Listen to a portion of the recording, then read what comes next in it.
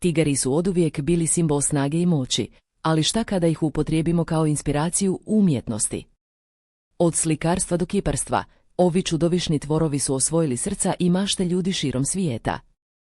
Kada počnemo da istražujemo tigarije umjetnosti, jedan od prvih umjetnika koji nas dočekuje je jedan od najpoznatijih slikara 20. vijeka, koji je poznat po svojim impresionističkim dijelima i koji je također bio veliki ljubitelj tigarja.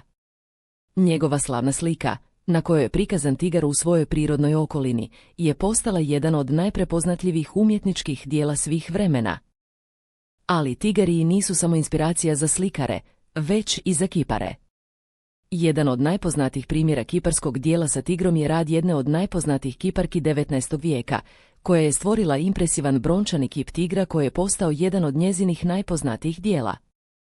Tigari su također bili popularna tema u književnosti i muzici. Jedan od najpoznatijih primjera je roman I Tigarova žena jednog od najpoznatijih američkih književnika, koji je postao bestseller i koji je osvojio brojne nagrade. U modernoj umjetnosti, tigari se nastavljaju pojavljivati kao inspiracija za umjetnike. Jedan od najpoznatijih primjera je instalacija jednog od najpoznatijih suvremenih umjetnika, koji je stvorio impresivnu instalaciju sa tigarima u zajedničkom prostoru, koja je postala jedan od najgledanijih umjetničkih dijela u posljednjih nekoliko godina. Tigari u umjetnosti su primjer kako može jedna tema biti toliko raznolika i zanimljiva. Od tradicionalnih umjetnosti do modernih instalacija, tigari su osvojili srca i mašte ljudi širom svijeta. Ako voliš trending teme, top liste i viralne priče, zapratite Top Klik i uključite zvonče. Zvono.